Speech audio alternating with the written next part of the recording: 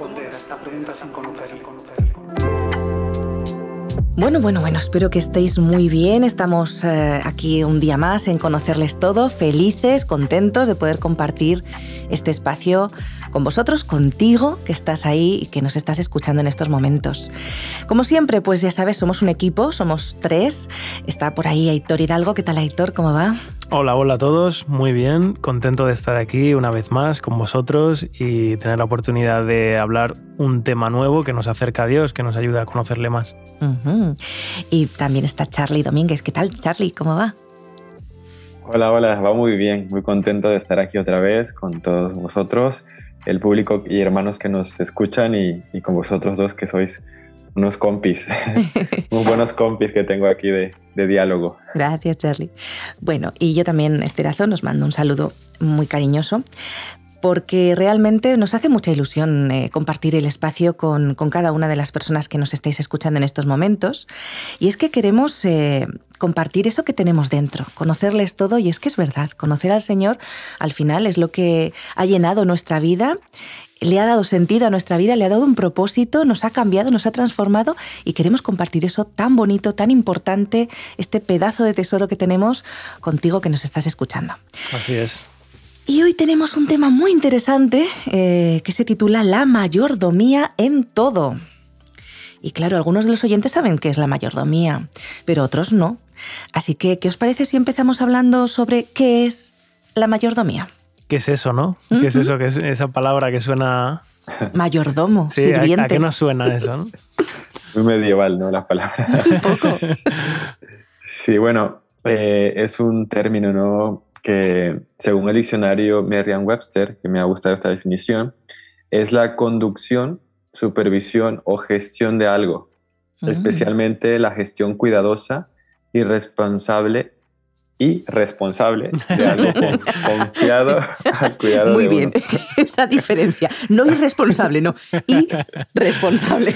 Exacto. O sea, la gestión cuidadosa, responsable de algo confiado a uno mismo. Es decir, que como lo hacían los mayordomos de antaño, ¿no? Uh-huh. Que tenían un amo que les encargaba ya sea la casa, los terrenos, las propiedades, y tenía total confianza de que esta persona lo iba a hacer pues bien, responsablemente y cuidadosamente.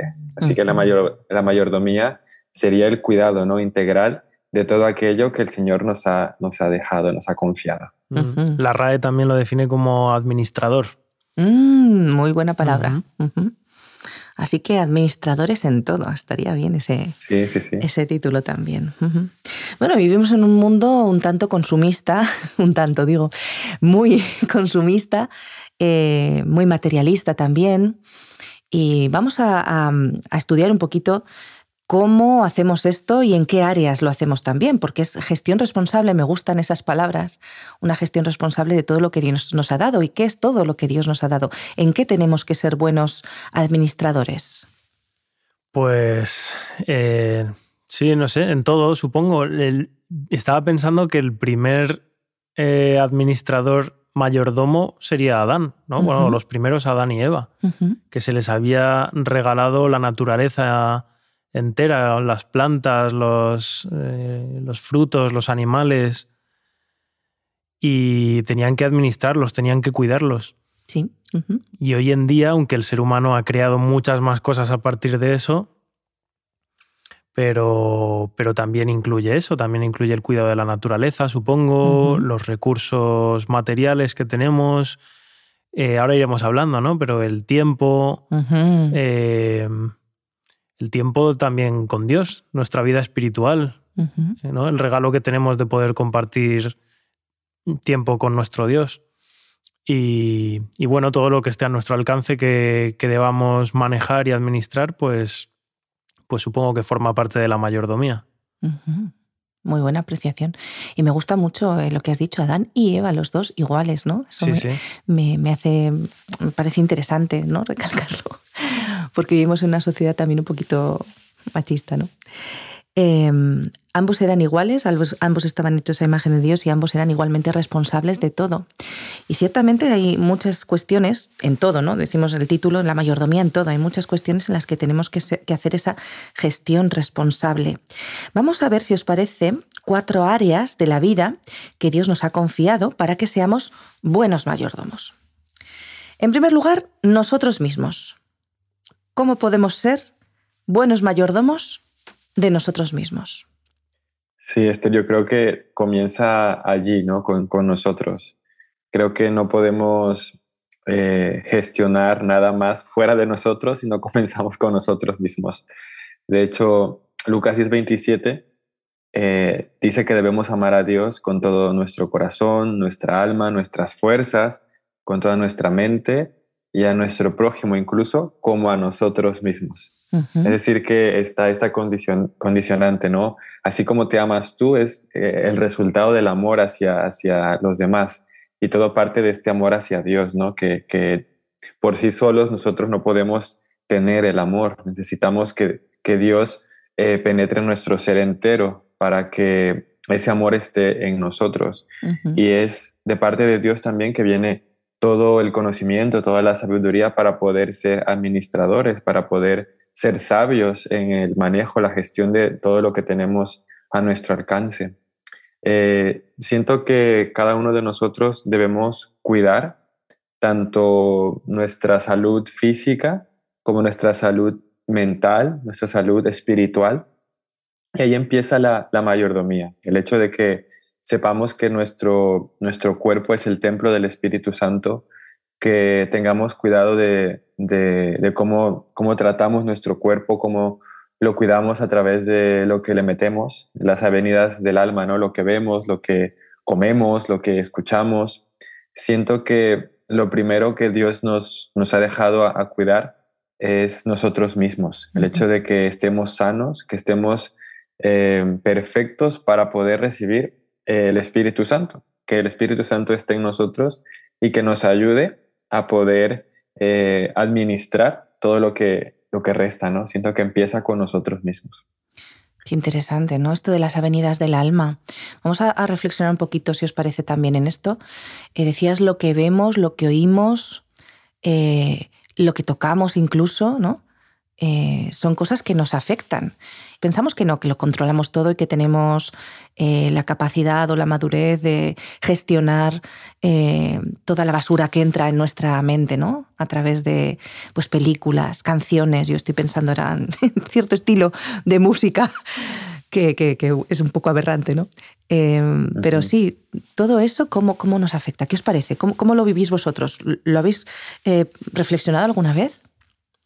Sí, yo sí. Y estoy de acuerdo que hay veces que podemos pensar que lo que consumimos, lo que vemos, lo que escuchamos, lo que comemos, no se me ocurren más formas de consumir. Hay 5 sentidos. Lo que olemos. No, pero lo que dejamos entrar en nuestro cuerpo, en nuestra mente, al fin y al cabo, es verdad que hay veces que pensamos que no nos afecta o que le quitamos importancia, pero sí que es muy importante y puede estar llevándonos o llevando nuestro cerebro y nuestra salud mental a un punto en el que pues no somos conscientes, pero nos puede acabar haciendo mal. Nos puede acabar provocando insatisfacción, estrés, desconfianza en Dios, una serie de cosas pues que al final son muy negativas para nosotros, ¿no? Y para nuestra vida. Y en eso también, claro que está incluido el principio de mayordomía y de saber gestionar, de saber cuidar nuestro cuerpo, nuestra propia vida, ¿no? Que es lo más valioso que tenemos. Sí, y nosotros somos creados como seres holísticos, no seres integrales. Es decir, que no estamos divididos cuerpo y mente, ¿no? O espíritu, por así decirlo. Entonces, todo lo que dañe nuestro cuerpo también daña nuestros pensamientos, nuestro subconsciente y por lo tanto también nuestra conducta. Si nos llenamos de información tóxica o información que puede estresarnos o preocuparnos o sentir miedo, pues eso también se ve reflejado en nuestro cuerpo, ¿no? En nuestra piel, en nuestros dolores, nuestros arterias, el nervio, ¿no? La producción de hormonas que de pronto nos generan estrés, cansancio, dolor o angustia. Así que es muy importante que detectemos todo aquello que puede estar dañando nuestro cuerpo, nuestra salud, desde lo que es la comida. A veces no sabemos cómo combinar los alimentos y aunque no consumamos alcohol, podemos combinar alimentos que en nuestro interior se fermentan y después podemos tener una ingesta alcohólica más grande que tomarse una cerveza, ¿no? Entonces es muy importante que cada uno de nosotros tratemos de pedirle al Señor que nos dé la sabiduría para cuidar de nuestro cuerpo. Otro aspecto importante creo que tiene que ver con las relaciones sociales, porque muchas veces estamos rodeados de personas tóxicas, personas que nos hablan, que nos dicen, que nos cuentan lo que le pasó a otra persona o que vienen con discursos un poco agresivos, toscos, de miedo, de habladurías. Entonces tratemos de cuidar nuestro ser íntegro, no todo lo que somos nosotros, para que todo lo que entre a nuestra mente, todos los procesos de pensamiento que nosotros tengamos sean puros, sean sanos, de tal manera que estemos en una condición óptima para que el Señor pueda vivir en nosotros y vivamos una vida sana, ¿no? Es estar ahí alerta de aquello que me puede estar afectando y una vez que nos demos cuenta, tratar de hacer los cambios necesarios para administrar bien nuestro cuerpo a nosotros mismos. Así es. Tenemos que ser responsables, ¿no? En los adultos a lo mejor nos creemos, pues eso, muy capaces de gestionar, pero en los niños se ve con claridad cuando hay padres que les dejan ver, pues no sé, cosas de espiritismo o películas de miedo y realmente afecta a su sistema nervioso. Entonces, yo he hablado con maestras, con profesoras, yo no lo soy, que me hacían estos comentarios, ¿no? Es que tenemos niños que tienen problemas de conducta bastante importantes porque, pues bueno, les dejan ver, pues eso, van a ver películas de terror con ellos y luego esos niños no duermen, tienen pesadillas, hay que estar con ellos constantemente, tienen, pues eso, una ansiedad, un estrés y les afecta su sistema nervioso. Pensamos que como somos adultos, a nosotros no nos va a pasar, que podemos con eso, que podemos gestionar, pero realmente no sabemos hasta qué punto nos afectan las cosas, ¿no? Tanto la alimentación como lo que vemos, etc. En cuanto a las relaciones, me parece interesante, Charlie, lo que has comentado. También el tema de la crítica, ¿no? Es algo que está muy a flor de piel de cualquier comunidad, ¿no? De personas. Sí, sí. Pues has visto fulanito y parece como que eso es una especie de fuego que se va haciendo cada vez más grande, ¿no? Y lo peor de todo es que cuando le pones un cartelito a una persona, después quitarlo es muy difícil, ¿no? Había una historia de una madre que le decía a su hija, porque esta niña pues criticaba a sus compañeras, ¿no? Y le explicó, pues eso, que es como una camisa que tú ensucias de barro, después la puedes lavar, pero no quedaba limpia realmente, ¿no? O la manchas de tinta, ¿no? Cuesta mucho quitar esa mancha, ¿no? Los cartelitos, lo peligrosos que son. Entonces, en cuanto a la temperancia, tal vez podríamos ser ese cortafuegos. Cuando alguien nos esté hablando mal de otra persona, decir, perdona, pero esa persona no está aquí, así que no me interesa. O mira, no quiero saberlo, ¿no? Que eso es por el daño que hacemos a otras personas, que ya es una razón muy importante, pero también, claro, por el daño que nos hace a nosotros, porque pues yo alguna vez también he estado con alguna persona muy dada a la crítica y yo noto cómo me envenena, por así decirlo, ¿no? Estar escuchando cierto tipo de comentarios, de críticas, de actitud negativa a menudo, pues me hace mal también y me puede crear a veces en mi propia mente pensamientos que antes no estaban y que son negativos también y yo también, ¿no? Yo también puedo causarle eso a otra persona si me comporto así. Entonces, es cierto que hay que intentar evitarlo, esas actitudes, esa actitud constante de queja que a veces podemos tener, de crítica, por el daño que hacemos a los demás y también porque a nosotros mismos, como estábamos diciendo, y a nuestro espíritu nos daña eso. Exacto. Sí, y también quería comentar, justo ayer estaba leyendo el capítulo del conflicto de los siglos que se llama ¿Pueden hablarnos nuestros muertos? Y ahí hablaba del espiritismo y de esto que comentabas, Esther, ¿no? De la influencia satánica que podemos encontrar en películas o música y todo esto.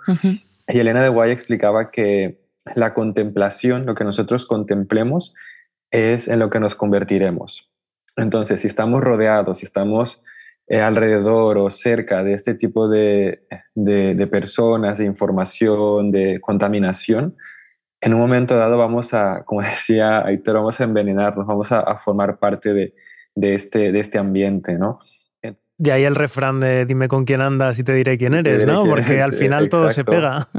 Sí, exacto. Entonces es muy importante que nos cuidemos, tampoco aislarnos de las personas, pero sí poner un límite o decirle a esta persona, porque incluso pueden ser nuestros amigos, nuestras amistades que tanto queremos, tratar de poner límites, no tanto ellos, sino nosotros mismos, ¿no? Ponernos esa barrera que nos cerca, que nos protege y que nos ayuda a mantenernos en el ideal que tenemos, ¿no? Quizás para algunas personas no sea importante cuidar su mente, no sea importante cuidar su cuerpo, su salud, pero si tú estás consciente de que es algo importante, pues trata de hacer todo lo posible para lograr ese objetivo.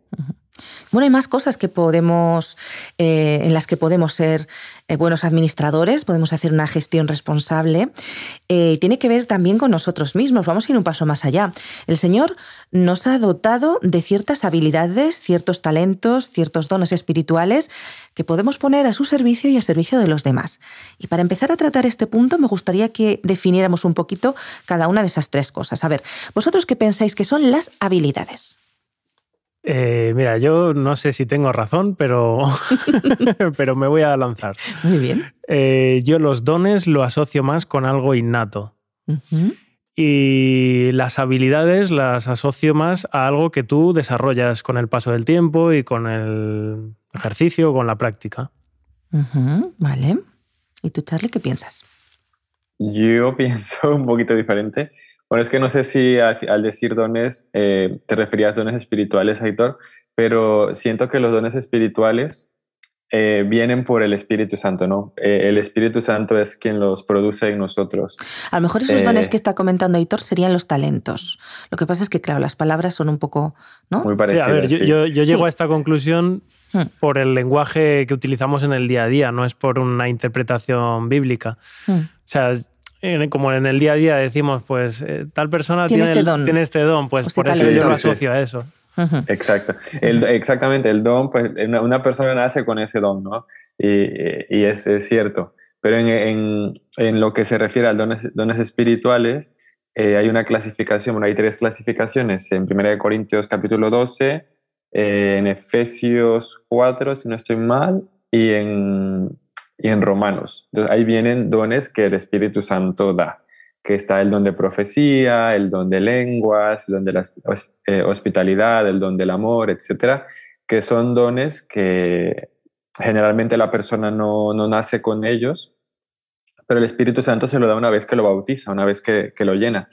Y los talentos y habilidades, hay algunos de ellos con los que se pueden hacer, pero hay otros que se pueden perfeccionar a través de la práctica. Por ejemplo, una persona que recibe clases de guitarra o recibe clases de canto, puede perfeccionar esos talentos, ¿no? que ya tiene de manera innata, pero en sí los dones espirituales, hablando las 2 palabras espirituales, pues vienen del Espíritu Santo. A ver si lo he entendido. Entonces, los talentos o dones, simplemente sin espirituales, dones, los talentos o dones sería lo que comentaba Aitor, que es algo innato. Por ejemplo, pues no sé, tengo un don para pintar, ¿no? Y pues me sale de dentro, ¿no? Luego está la habilidad, que sería algo que puedo desarrollar. Por ejemplo, pues a lo mejor yo no he nacido con el don de pintar, pero sí puedo pues, adquirir la habilidad, ¿no? Y seguramente pues a base de trabajar pues voy a conseguir hacer cosas muy bonitas también, ¿no? Pero claro, una persona que nace con el don pues tiene cierta ventaja, ¿no? No sé, Gauguin o Van Gogh, pues tenían como cierta ventaja porque ellos tenían ese don, ¿no? Entonces también supongo que es importante encontrar cuál es nuestro don, cuál es nuestro talento o cuáles son, porque el Señor nos da varios, ¿no? ¿Cuáles son esos talentos, cuáles son esos dones? Y tratar de desarrollarlo. Después podemos tener habilidades que pueden ser interesantes, no sé, por ejemplo, yo no creo que tenga el don de la música, pero me gustaría, pues, no sé, cantar o tocar la guitarra, pues solo puedo aprender. A lo mejor no voy a ser una superestrella nunca, pero puedo disfrutar de eso, alabar al Señor, puedo... no sé, en la ducha, no sé, ¿no? Es una habilidad que me gustaría pues desarrollar, ¿no? Entonces, esas diferencias y cómo en nuestro día a día pues podemos trabajarlas, ¿no? Y podemos ponerlas a los pies del Señor, ¿no? Si yo tengo un don, puedo usarlo para el Señor. Incluso, pues eso, la pintura, por ejemplo, pues a lo mejor puedo usarla para Dios, puedo hacer obras que realmente inspiren a las personas a ser mejores o a reflexionar, etcétera, ¿no? Así es. Y esos dones espirituales después son los que has comentado tú, Charlie, que a lo mejor podríamos ahondar un poco más en ellos. Sí, justo quería mencionar la parábola o la historia que cuenta Jesús, donde un hombre da talentos a sus siervos, ¿no? A uno le dio 1, a otro le dio 2 y a otro le dio 5, con tal de que al volver este amo pues encontrara su dinero multiplicado. Porque talento en la época de la parábola era una moneda. Era una moneda. Sí, los talentos, sí. O sea, que la parábola se refiere a dinero... Sí, sí. Vale. Es curioso porque se refiere a dinero físico, pero también se puede aplicar al talento en la definición de habilidades, ¿no? Entonces, cuenta la historia que cuando volvió el amo, al que le había dado 5, pues le entregó el doble, 10. Al que le había dado 2, 4. Y al que le había dado 1, tuvo miedo y lo enterró. Y pues no lo duplicó. Entonces, el amo le reprendió y le dijo que por lo menos lo hubiese llevado al banco para ganar intereses, pero ni siquiera eso hizo. Entonces, me llama la atención porque al darnos Dios talentos, tanto económicos como los dones de los que estamos hablando, el Señor espera que los utilicemos, que los administremos, que sean para su honra y gloria, ¿no? Como decía Esther, si yo tengo el talento de cantar, pues que lo utilice no para vanagloriarme, sino para darle honra y gloria al Señor. Y la promesa está en que si yo lo pongo al servicio del Señor, Él los va a multiplicar. Es decir, que si de momento yo tengo uno solo, si lo pongo al servicio de Dios, Él me va a seguir bendiciendo y dando más talentos, más dones espirituales. Ahora bien, si yo ya nací con algún don innato, como decías, Esther, tengo más sensibilidad, soy más propenso a desarrollarlo. Pero si no lo tuviera, el poder del Espíritu es muy grande, capaz de capacitarnos. Y es allí donde podemos ver a las personas que nunca predicaban, nunca hablaban en público. Una vez que se entregan al Señor, se convierten en oradores, ¿no? En personas que hablan la palabra de Dios de una forma impresionante. Un ejemplo claro ha sido Elena de White, ¿no? La sierva del Señor, como le decimos, de la iglesia adventista. Ella era una pobre niña indefensa, enferma, que Dios llamó y sin educación, sin una preparación profesional en una universidad o una escuela, el Espíritu Santo la usó poderosamente de tal forma que tuvo visiones, tuvo sueños y en sus escritos podemos ver mucha información que nos revela que Dios la guió, ¿no? Entonces este fue un don espiritual que Dios le otorgó a esta mujer, a Elena White, que podemos ratificarlo, podemos comprobarlo de que venía del Señor por todo lo que se ha podido comprobar en materia de educación, en materia de salud, en materia de profecías. Entonces este don no provino de su nacimiento, sino que fue Dios quien se lo otorgó y lo utilizó, en este caso Elena de White, para el avance de la obra de Dios. Me gusta pensar, ¿no?, que en los dones espirituales una forma de discernir o de saber cuando un don viene del espíritu o cuando tal vez puede haber ahí algún engaño es cuando es útil, ¿no?, para la comunidad, cuando es útil para la iglesia y para llevar a la gente a Jesús. ¿No? Porque en todos estos dones que estás mencionando, pues creo que está claro que sirven para ayudar a otras personas, que sirven para que al final la iglesia crezca, la iglesia se enriquezca y no para que uno mismo salga beneficiado, sino que un don tiene que poder aprovecharse, tiene que poder ser útil para los demás. Sí, de hecho, Satanás es un experto falsificador. Él se encarga de imitar y de presentar una idea falsa de lo que Dios realmente hace. Lo podemos comprobar cuando querían librar a los israelitas de Egipto. Moisés hacía grandes prodigios, ¿no? Moisés y Aarón con la vara que se convertía en serpiente y todo esto. Y también había magos de Faraón que trataban de imitar estas señales, estos milagros, prodigios que hacían de parte de Dios.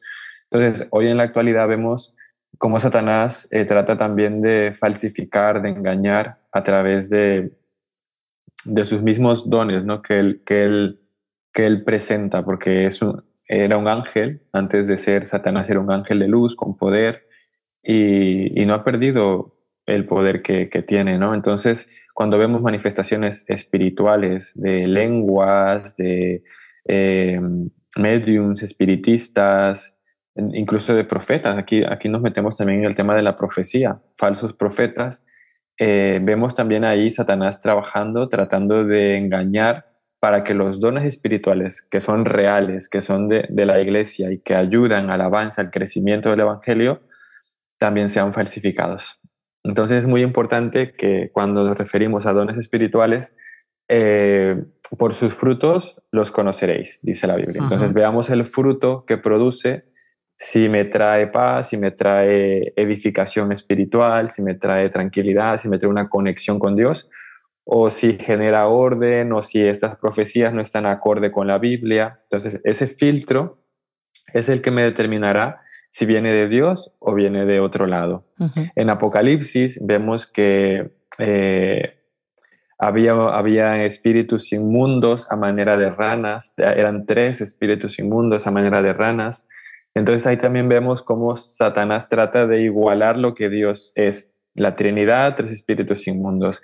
Si Dios hace una cosa, Satanás trata de hacer otra. Si Dios dice el sábado, Satanás dice el domingo. Entonces siempre tenemos esta lucha entre el bien y el mal que tenemos aquí enfrente de nosotros, pero al mismo tiempo tenemos las armas que el Señor nos ha dejado en su palabra para que descubramos realmente qué es lo bueno, qué es lo que Él pide de nosotros. Y ahí está el trabajo del mayordomo, el trabajo del administrador, darse cuenta, aprender a cuidar lo que el Señor le ha dejado.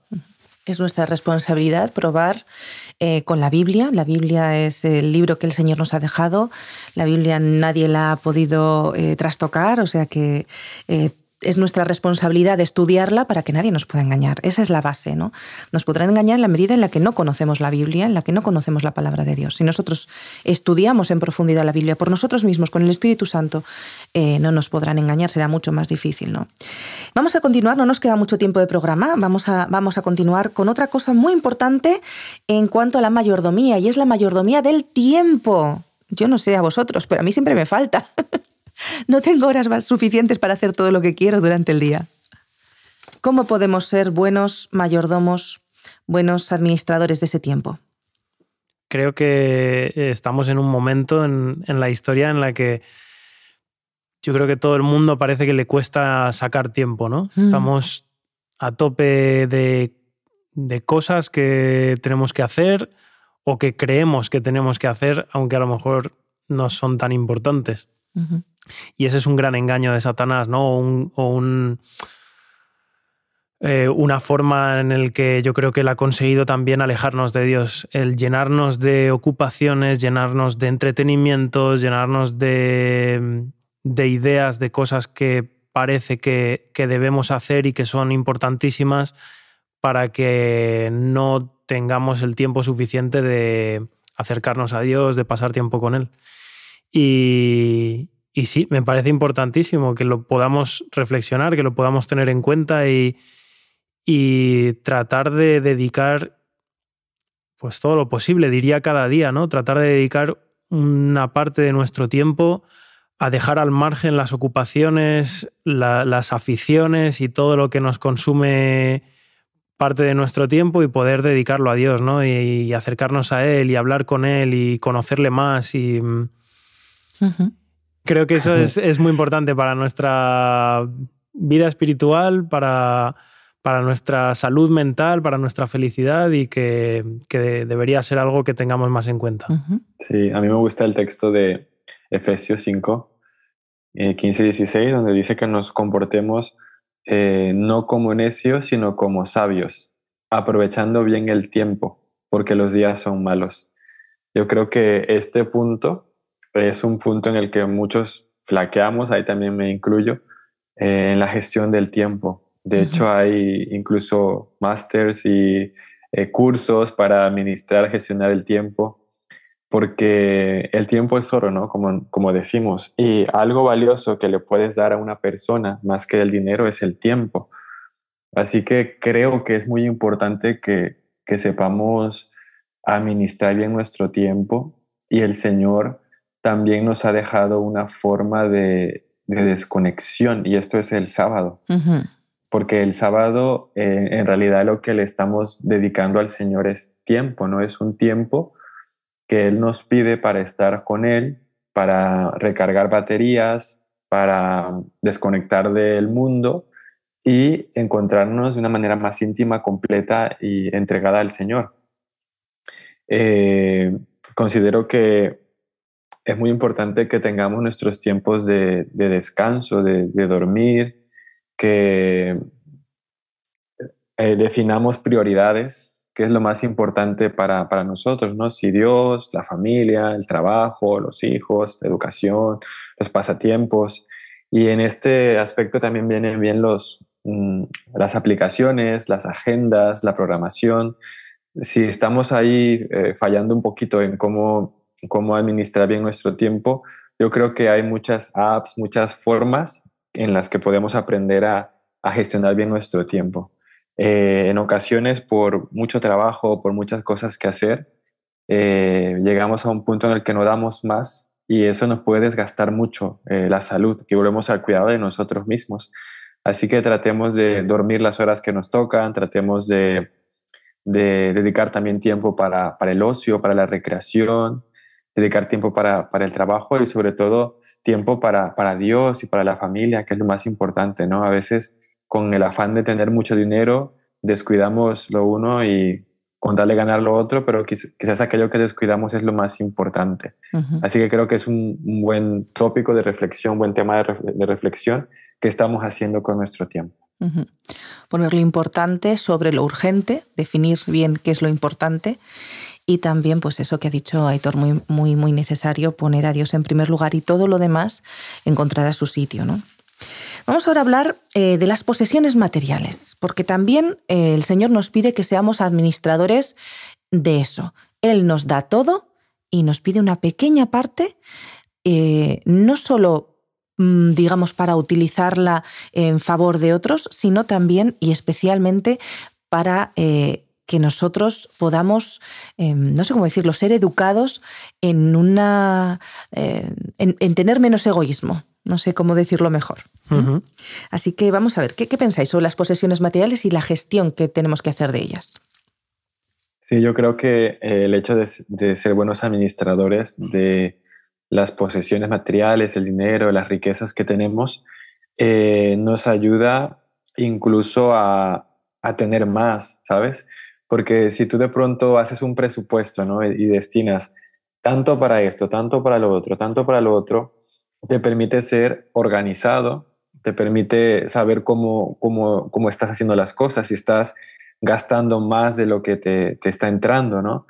Entonces, el Señor, al decirnos que administremos nuestro dinero, también nos dice, de todo lo que yo te estoy dando, te pido que colabores, ¿no?, con la misión de la iglesia. Y podemos ver en la Biblia cómo el Señor pedía esto a su pueblo.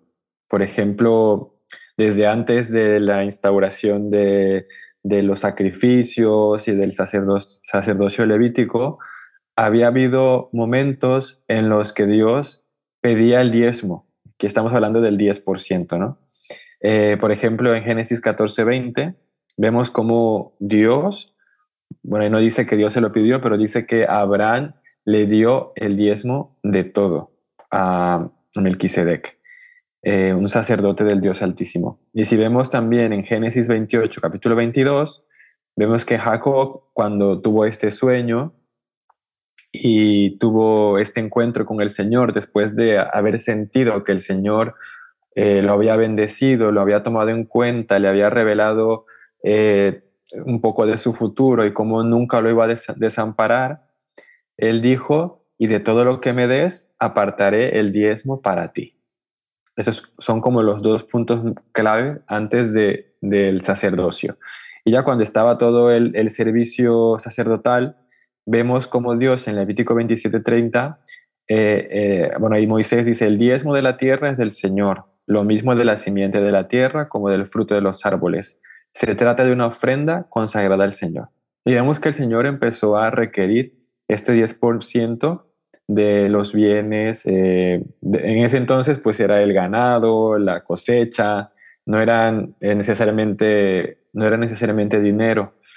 Entonces esto servía para que los sacerdotes, los levitas, que no tenían ningún otro trabajo más que ministrar en el santuario, pues tuvieran también alimento, tuvieran también una manera de sustentarse. Así que podemos ver que el diezmo tiene un propósito en la Biblia, tiene una razón de ser, y este propósito también se traslada al Nuevo Testamento, donde Jesús también menciona sobre el diezmo, y en nuestros días podemos decir que no es algo que haya sido abolido, algo que haya sido quitado, porque el mismo Jesús dijo que es necesario que se haga una cosa, pero que no se deje de hacer lo otro, hablando del diezmo, en Mateo 23:23. Así que podemos llegar a la conclusión de que el diezmo fue una institución que Dios dejó desde el tiempo de Abraham hasta nuestros días para que sirva para el avance de la obra del Evangelio en este mundo. Uh-huh. Hay un texto en Malaquías que me gustaría que compartieras con nosotros, porque creo que es interesante y que, por lo menos a mí, en mi mente, me da como una amplitud sobre la importancia que este tema tiene para el Señor. Sí, ese texto es muy conocido. Se encuentra en Malaquías capítulo 3, versículo 8 al 10, y dice: ¿robará el hombre a Dios? Pues vosotros... Es muy fuerte esto, perdón, es muy fuerte esto. ¿Robará el hombre a Dios? Es que le robamos a Dios. Sigue. Sí, la verdad es que sí, inicia fuerte. Y dice: pues vosotros me habéis robado. Y aún preguntáis: ¿en qué te hemos robado?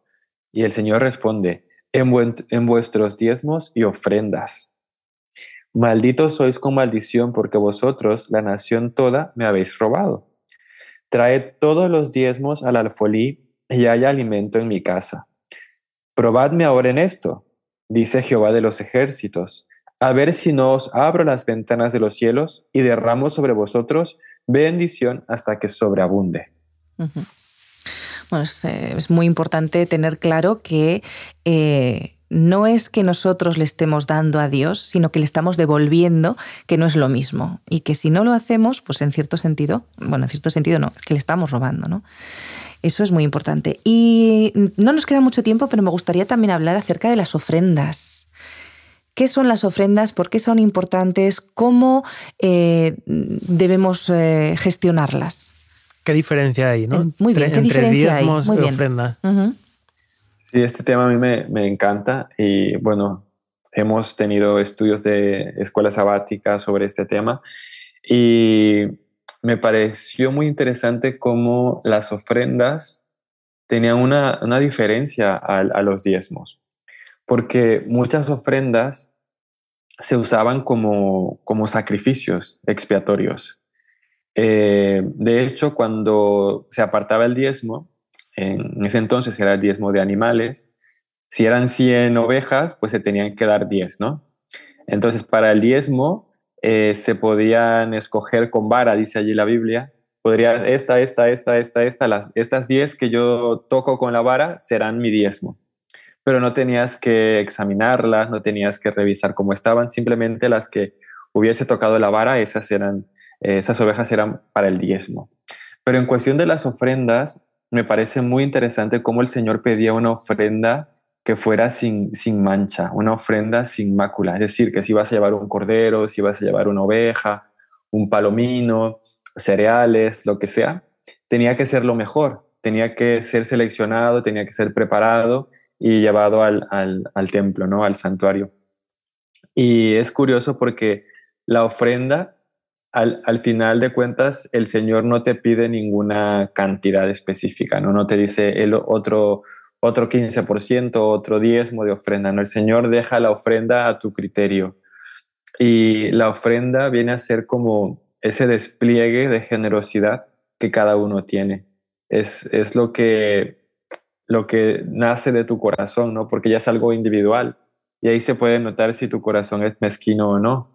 Entonces, para mí la ofrenda viene a ser como la prueba final, por así decirlo, del egoísmo humano, porque sabes que el diezmo, pues te lo piden y es un 10%. Si ganas 1000, tocan 100. Pero en la ofrenda, tú realmente demuestras cuánta generosidad tienes para Dios, porque ahí no se te exige ninguna cantidad, sino tú das lo que te nace del corazón. Yo creo que esta forma de administrar nuestras propiedades, bienes, riquezas, también desata de nosotros el egoísmo, nos permite ser dadivosos, nos permite reconocer que Dios es el que todo provee y nos permite seguir confiando en que dándole a Dios, yo sé que tengo asegurada la bendición, porque dice aquí el texto de Malaquías que Él abrirá las ventanas y derramará bendición. Entonces no doy a Dios de una manera ambiciosa como invirtiendo para recibir más, sino doy a Dios porque he tenido la seguridad de que Él me ha bendecido y que nunca me va a desamparar. Entonces confianza. Es una manera de adoración, es algo muy bonito de que nunca voy a ir ante el Señor con las manos vacías, que es como que no puedo acercarme al Señor, no puedo presentarme delante de Él sin llevarle algo, ¿no? Sin llegar ahí con las manos vacías. Hoy en día las ofrendas las entendemos también solo como dinero, o también en la iglesia las podemos entender de otras formas, como estábamos diciendo, con tiempo, con nuestros dones. Sí, exactamente. De hecho, Romanos 12:1-2 dice que presentéis vuestros cuerpos vivos como un sacrificio vivo, una ofrenda al Señor. Es decir, que al final de cuentas el Señor no solo te pide que le lleves dinero, ¿no? Él te pide que le des tu ser entero. Y si dentro de tus posibilidades está el dar dinero, pues adelante. Pero te pide tiempo, te pide tus talentos, te pide una ofrenda musical si tú tienes ese talento. Entonces, en la iglesia hay diferentes ministerios, como dice la Biblia, ¿no? Diferentes dones que otorga el mismo Espíritu. Entonces, si una persona tiene la facilidad de tener un trabajo, un buen empleo, de 8 horas diarias, ¿no? Entonces, quizás no le queda mucho tiempo de hacer obra misionera, pero sí puede dar una ofrenda para ayudar al avance de la obra y que otros que no tienen trabajo pero tienen el tiempo de predicar puedan predicar. Entonces, esto se va equilibrando así, ¿no? El Señor proporciona a todos y o sea, la iglesia no te está succionando tus riquezas, ¿no? Porque a veces pareciera que algunas personas tienen la idea de que la iglesia está tratando de quedarse con todo tu dinero y te quiere quitar, ¿no? Etcétera, ¿no? Es este tipo de pensamiento de la teología de la liberación que pasa, volviendo al mismo tema de que Satanás utiliza lo de Dios y lo tergiversa. Hay iglesias que sí, que se dedican a quitar dinero de sus fieles y como que estos tienen que pagar una cuota y si das el dinero y la ofrenda te viene la bendición, si no das el dinero no te viene la bendición.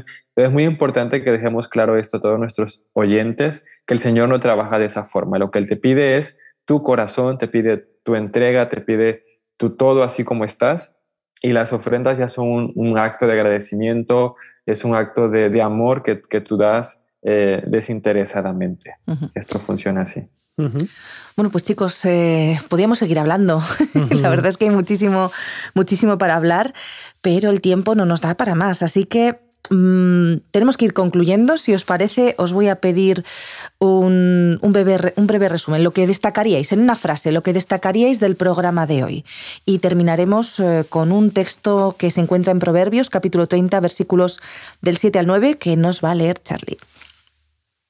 Bueno, yo como resumen diría que el Señor nos llena de bendiciones, ¿verdad? Y nos regala un montón de cosas por las que podemos estar agradecidos, y que tener la mentalidad de devolverle una parte de eso y de gestionar bien todo lo que Él nos ha puesto en nuestra mano y en nuestra vida, pues es salud para nosotros. ¿No? Como decías, Charlie, creo que es la mejor cura que puede haber contra el egoísmo y que solo nos va a hacer bien, ¿no? Siempre y cuando sea algo voluntario, algo de corazón, como una decisión personal y algo que hagamos con gozo.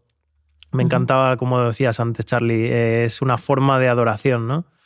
Sí. Pues sí, devolverle parte de nuestros recursos y gestionar nuestro tiempo y todo lo que tenemos en nuestra mano para que pueda ser de beneficio para nosotros y para otras personas y que nos acerque a Él, pues es una forma de adorarle también. Pues para mí sería recalcar que Dios es un Padre, que Dios es un Maestro, que es el mejor pedagogo que existe en el mundo y que igual que inventó el sistema sacrificial para que comprendiéramos el sacrificio que Jesús iba a hacer por nosotros, para que entendiéramos las consecuencias del pecado, del mal, pues de ese mismo modo también el hecho de ofrendar, el hecho del diezmo, el hecho de gestionar como administradores nuestro tiempo, nuestro cuerpo, nuestra forma de vida, no son solamente una forma de cuidarnos que Dios nos da, de preservarnos de lo malo que Dios nos da, sino que además son también una manera de, pues eso, de luchar contra el egoísmo, que al fin y al cabo es el pecado primigenio, digamos, lo que separó a Satanás del resto de ángeles, lo que le puso en contra de Dios fue ese egoísmo, ese amor propio, solo me quiero yo y esa codicia, ¿no? Que nosotros pues tenemos que huir de ese sentimiento y que hoy en día en la sociedad pues yo creo que cada vez abunda más y cada vez es más difícil luchar contra él, ¿no? Así que yo me quedaría con eso, que Dios lo que hace, lo hace sabiendo muy bien, por encima de nuestro conocimiento limitado, sabiendo muy bien lo que hace y por qué lo hace, y tiene un sentido maravilloso. Así es. Y bueno, yo diría que este tema de la administración, la gestión, la mayordomía, es un tema que está bastante de moda. En la actualidad hay como cursos, capacitaciones para la gestión del tiempo, por ejemplo, o la administración de tus recursos, hacer un presupuesto, la contabilidad, el cuidado de tu cuerpo. A mí lo que me impresiona es cómo la Biblia tiene respuestas para todo esto. Si nosotros leyéramos más la Biblia y siguiéramos los consejos de Dios, no necesitaríamos nada de mindfulness ni nada de todas estas nuevas tendencias que vemos que están muy de moda, ¿no? Porque al final lo que Dios quiere, como dice en las cartas de Juan, es que seamos prosperados en todo y que tengamos salud. Es lo que Dios quiere. Uh-huh. Y en la cuestión de la mayordomía, me parece que es una materia que cada cristiano, cada ser humano tiene que cursar el resto de su vida y que conforme vayamos nosotros conociendo y vayamos sacando buena nota en esta materia, viviremos una vida más plena y más feliz. Con lo que me quedo es que Dios es un Dios que nos ama, un Dios que provee, un Dios que quiere lo mejor para nosotros y que, así como decías Esther y Aitor, un Dios que quiere que le adoremos en espíritu y en verdad y que vivamos vidas plenas. Practicar la mayordomía nos aliviará muchísimo, nos quitará estrés, nos quitará enfermedades, nos quitará el egoísmo y nos permitirá vivir una vida llena de satisfacción en esta tierra. Así que yo invito a todos los que nos escuchan a que tratemos de practicar estos principios bíblicos de la mayordomía y que seamos bendición para las personas. Porque si tú practicas todo esto, vivirás una vida feliz, una vida que contagiará a otras personas y que dirán, ¿de dónde sacas todo esto? Y llevarlos siempre a Cristo, a la palabra, y así también seremos un testimonio viviente a todas las personas. Y el texto que comentabas, Esther, del de Proverbios capítulo 30, versículos 7 al 9, de la versión Dios habla hoy, que es una versión muy sencilla y actualizada, lo voy a leer. Dice, solo 2 cosas te he pedido, oh Dios, concédemelas antes de que muera. Aleja de mí la falsedad y la mentira, y no me hagas rico ni pobre. Dame solo el pan necesario, porque si me sobra podría renegar de ti y decir que no te conozco. Y si me falta, podría robar y ofender así tu divino nombre. Qué bueno, ¿eh? Bueno, ahí lo dejo. Pues es un texto para reflexionar cada uno. Se encuentra en Proverbios capítulo 30, versículos 7 al 9. Un texto para, pues eso, para pensar en él. Nos tenemos que despedir y así que no nos queda más tiempo, pero os emplazamos al próximo programa, que será nuestro último programa. Así que, por favor, os esperamos a todos ahí. Esperamos que compartáis con nosotros. Así que, bueno, llegamos al final de conocerles todo y ya sabéis, hasta el próximo día.